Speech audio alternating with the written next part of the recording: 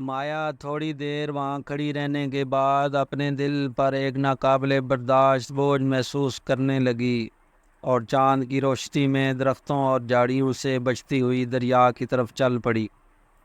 دریا کے کنارے ایک کشتی کھڑی تھی، وہ کشتی جس نے انہیں سمندر سے یہاں تک پہنچایا تھا، جس پر سفر کرتے ہوئے اس نے کئی مرتبہ آسمان کے ستاروں سے باتیں کی تھی۔ اس نے کشتی کے ایک سرے پر بیٹھ کر نیچے پاؤں لٹکا دیے۔ پانی کی لہریں اس کے پاؤں کو چھو رہی تھی۔ آس پاس جنگل میں گیدڑ اور بھیڑیوں کی آوازیں آ رہی تھی۔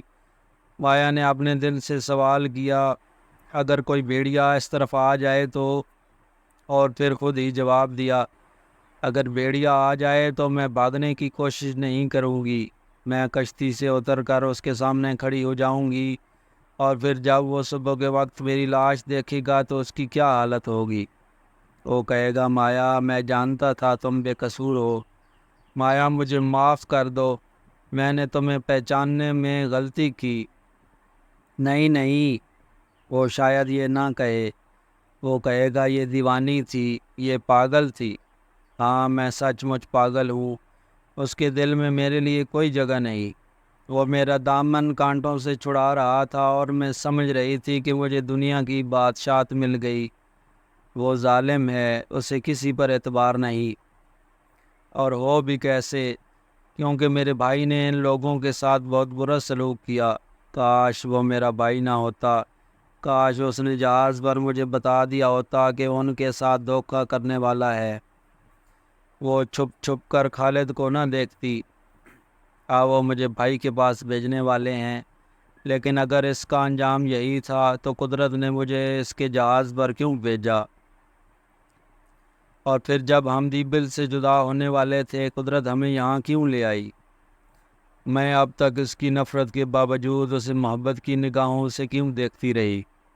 میں نے مایوسی کے اندھیروں میں کھڑی ہو کر امید کے چراغ کیوں جلائے؟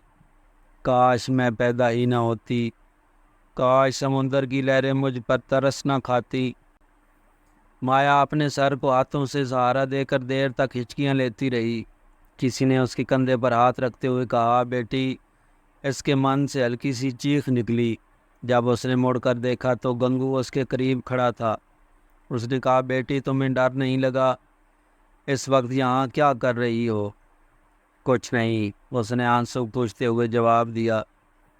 تم رو رہی ہو، کیا ہوا؟ مایا خاموش رہی۔ گنگو نے پھر پوچھا، اس وقت ایسی سنسان جگہ پر تمہیں ڈر نہیں لگتا؟ سنو، چاروں طرف سے بھیڑیوں کی آوازیں آ رہی ہیں، چلو میرے ساتھ۔ مایا نے کہا، میں آپ سے ایک بات پوچھنا چاہتی ہوں۔ وہ کیا؟ آپ سچ مچ مجھے میرے بھائی کے پاس بھیجنے کا فیصلہ کر چکے ہیں؟ گنگو نے جواب دیا، میں اپنا فیصلہ بتانے سے پہلے تمہارا فیصلہ سننا چاہتا ہوں۔ خدا کے لیے مجھے اس کے پاس نہ بھیجے۔ لیکن کیوں؟ میں بھائی کے پاس نہیں جانا چاہتی، جس نے میری ماں کے دودھ کی لاج نہیں رکھی۔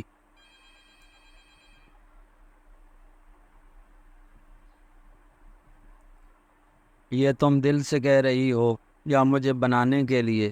کاش آپ میرا دل چیر کر دیکھ سکتے، لیکن جے رام سے نفرت کی وجہ میں خالد سے اس کے متعلق سن چکی ہوں، اور اب مجھے اس کی دغا بازی کے متعلق کوئی شبہ نہیں رہا۔ لیکن کیا یہ ممکن نہیں کہ ہم تمہیں تمہارے بھائی کے حوالے کر کے زبیر اور اس کے ساتھیوں کو آزاد کروا سکیں؟ اگر جے رام ایک دفعہ دھوکہ کر چکا ہے تو وہ دوبارہ موقع ملنے پر بھی ایسا ہی کرے گا۔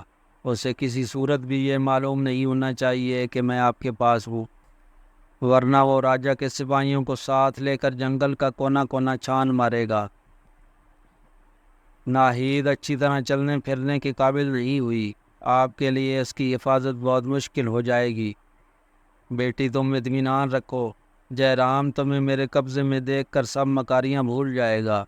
اگر بعد میں اس کی طرف سے کوئی خدشہ بھی پیش آیا تو ناہید کے لیے میں ایک اور محفوظ جگہ تلاش کر چکا ہوں۔ تو اس کا مطلب یہ ہے کہ اگر اس نے قیدی آپ کے حوالے کر دیے تو آپ مجھے اس کے سپرد کر دیں گے؟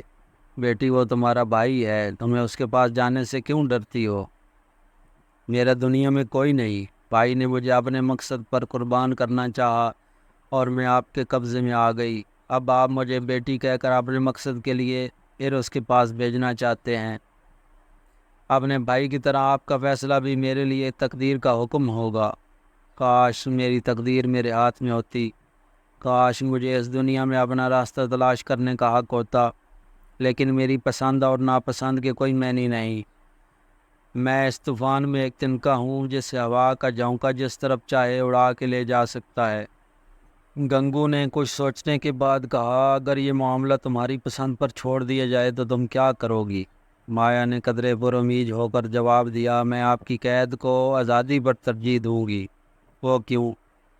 میں ناہید کو بیماری کی حالت میں چھوڑ کر نہیں جانا چاہتی۔ مایا، میں ایک سوال پوچھتا ہوں، کہو، تمہیں خالد کے ساتھ محبت ہے؟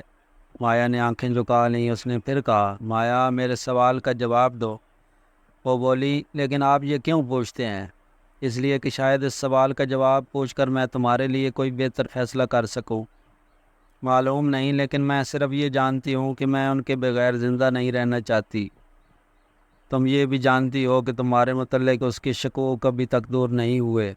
اس کا دل سمندر کی چٹانوں سے زیادہ سخت ہے۔ میں تمہیں بیٹی کہہ چکا ہوں۔ آج سے تمہارا سکھ میرا سکھ اور تمہارا دکھ میرا دکھ ہوگا۔ میں یہ نہیں چاہتا کہ تم کسی دن اسے اپنا بنا لینے کی امید پر سب کچھ قربان کر دو۔ ممکن ہے اسے تمام عمر تمہاری نیک نیتی کا یقین نہ آئے۔ اپنے متعلق اس کے خیالات بدلنے کے لیے تمہیں بہت بڑی قربانی دینا پڑے گی۔ میں ہر قربانی کے لیے تیار ہوں، لیکن مجھے ہمیشہ کی جدائی برداشت نہیں۔ تمہیں بھائی کا خیال تو نہیں ستائے گا؟ راجا کے ٹکڑے کھانے کے بعد وہ میرا بھائی نہیں رہا۔ مجھے اس سے کوئی ہمدردی نہیں۔ گنگو نے کہا، میں اسے ایک طریقے سے یہاں لانا چاہتا ہوں۔ اگر اس کی سزا تم پر چھوڑ دی جائے تو تم اس کے ساتھ کیا سلوک کرو گی؟ وہی جو ایک دغاباز، فریبی اور بزدل کے ساتھ ہونا چاہیے۔ جھاڑیوں کے پیچھے سے خالد کی آواز آئی، مایا تم کہاں ہو؟ گنگو نے مایا سے کہا، تم کشتی میں چھپ جاؤ اور جب تک میں نہ بلاؤں باہر نہ آنا۔ مایا نے کچھ سوچے سمجھے بغیر اس کے حکم کی تعمیل کی۔ گنگو کشتی سے اتر کر دریا کے کنارے کھڑا ہو گیا۔ خالد نے پھر آواز دی تو گنگو نے کہا، خالد میں ادھر ہوں۔